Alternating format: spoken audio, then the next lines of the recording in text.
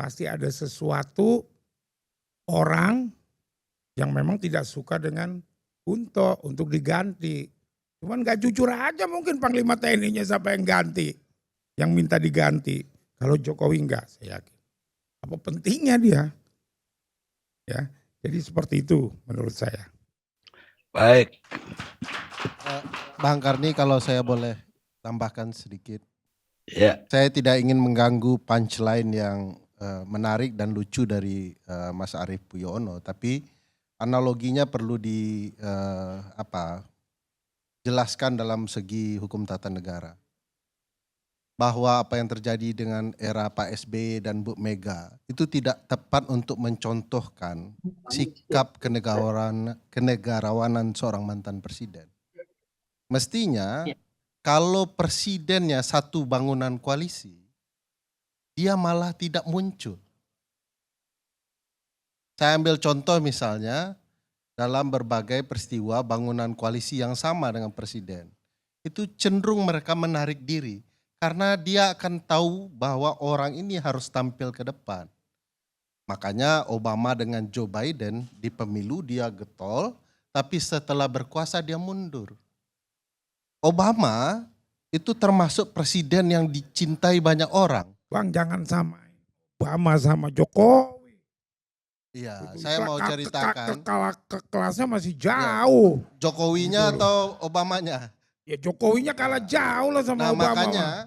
Makanya menarik Mas Arief, bahwa Obama yang dicintai banyak orang tidak lagi turun cawe-cawe setelah dia jadi mantan. Kapan dia turun ke orang? Ketika presiden yang dia dukung berkampanye. Nah harusnya Jokowi ya juga harus menarik diri, penuh kesadaran. Nah ini tidak terjadi di Jokowi. Saya mau kasih contoh, ada hal yang menarik. Bahwa upaya Presiden Prabowo untuk menunjukkan kelasnya sebagai presiden tunggal, itu sudah dimulai kalau saya baca langkah-langkah yang sekarang mau dilakukan oleh Kementerian Hukum. Kementerian Hukum mau mengeluarkan rencana pemberian amnesti untuk pelaku makar dan pelaku penghinaan presiden di dalam Undang-Undang ITE. Maknanya apa? Presiden Prabowo mau memaafkan orang-orang yang dulu menghina Presiden Joko Widodo. Ada upaya untuk menunjukkan saya presidennya hari ini dan Anda yang dulu suka membuat kesalahan untuk bicara kebebasan, kemerdekaan, hak asasi manusia akan saya maafkan orang-orang itu semua. Nah ini tunggu saja, ini menarik nih, saya barusan berdiskusi soal rencana Kumham ini. Tapi apakah ini berhasil atau tidak berhasil, itu akan jadi ending yang luar biasa untuk menjelaskan betulkah ada matahari kembar atau tidak. Jangan-jangan Mas Arief kan berupaya menetralisir, tapi juga mau kasih tahu bahwa ada upaya Jokowi untuk bertindak di luar batas. Baik, pemirsa. Sekarang saya ingin dengar sebelum ke Rocky Gerung, Koni Rakunduni Bakri. Silakan Bu Koni. Selamat malam para selamat malam para senior semua. Aduh. Selamat malam. Saya tadi nggak mengikuti semua karena sedang rapat, tapi saya mendengar sedikit apa yang disampaikan Kakanda Arief sempat tadi.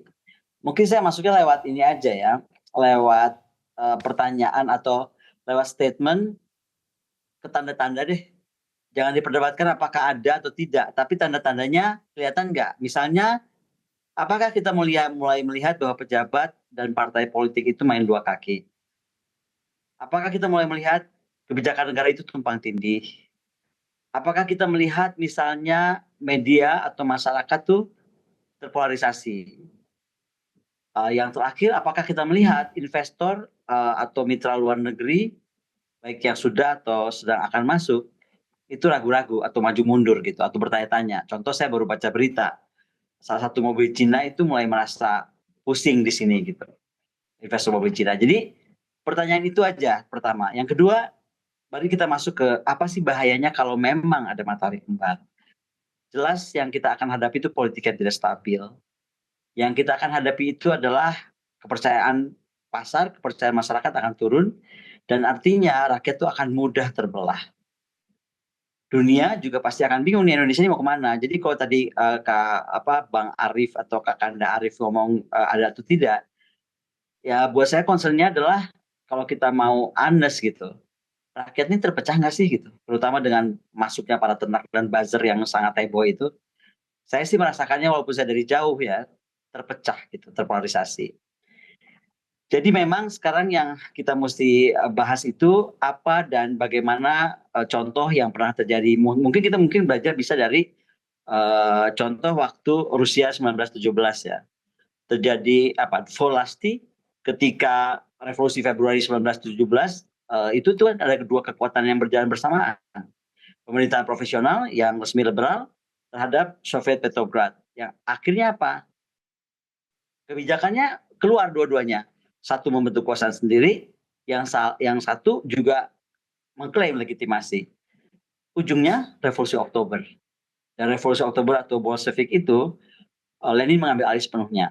Nah, kita mau menunggu Indonesia punya Lenin, gitu. Dengan pura-pura nggak ada matahari kembar, atau mau apa, gitu. Bisa lagi lihat di Iran. Dalam konteks Iran, misalnya di mana? Era 79, era 81 ya, Bazargan versus Khomeini.